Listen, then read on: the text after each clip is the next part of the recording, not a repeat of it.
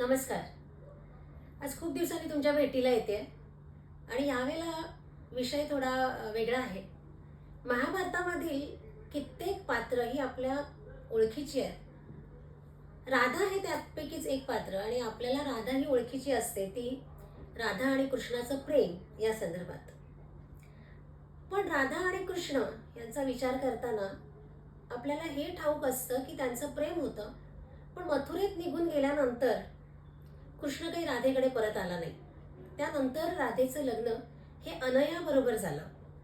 तर हे दोन पुरुष राधेच्या आयुष्यामध्ये आले आणि या दोन्ही पुरुषांबरोबर आपलं जीवन व्यतीत करताना राधेच्या मनाची काय अवस्था असेल किंवा तो पुरुष, हे दोन्ही पुरुष पुरुष म्हणून तिला कसे लाभले, याविषयीच्या दोन अतिशय सुंदर अशा कविता माझ्या वाचनात आल्या आणि अरुणा ढेरेंच्या या दोन कविता मी आज तुमच्यासमोर सादर करते. पहिली कविता आहे कृष्ण. तुला नाही सूर्य झाकता आला आणि घुंगट ओढून अंधार झाला, असा देखावाही नाही करता आला. राधे, तुझ्या चेहऱ्यावर त्या दिवशी प्रत्येकानं पाहिली मुखी कासावी संध्याकाळ आणि नंतर दूर डोंगरात धडाडून पेटला वणव्याचा केशरी जाळ. अर्ध्या रस्त्यात सोडला तुझा हात त्यानं, बिनमोलाचं केलं अवघं आयुष्य एका निरोप घेण्यानं.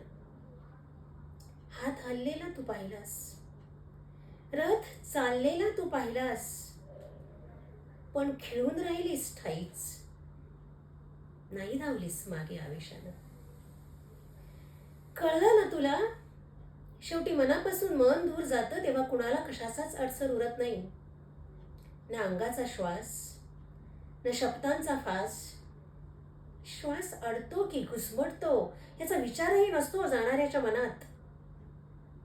काल होते हात हातात, आज नाहीत. संबंधाचा अर्थ समावतो एवढ्याच साध्या वस्तुस्थितीत. हवं तेव्हा घेतो तो, मिळवतो खेळवतो मालवतो. त्याच्यातून त्याच्याच साठी उगवतात स्वीकार नकार. जग त्याच्या भोवती सहज वळवतो तो.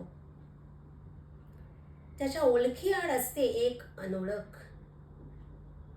त्याच्या ओळखी आड असते एक अनोळख. तो यमुनेच्या जाळात कधी काना होऊन असतो तर कधी कालिया होऊन डसतो. राधे, पुरुष असाही असतो. हा झाला कृष्ण आणि आताही तो अनय राधेच्या आयुष्यामध्ये.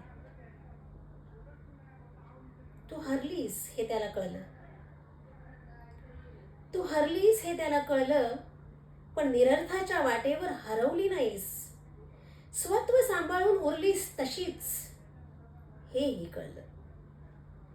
त्यानं पुढं होऊन तुझ्या पापणीवरचा शोक टिपला त्याच क्षणी. राधे, तुला तुझा पुरुष भेटला.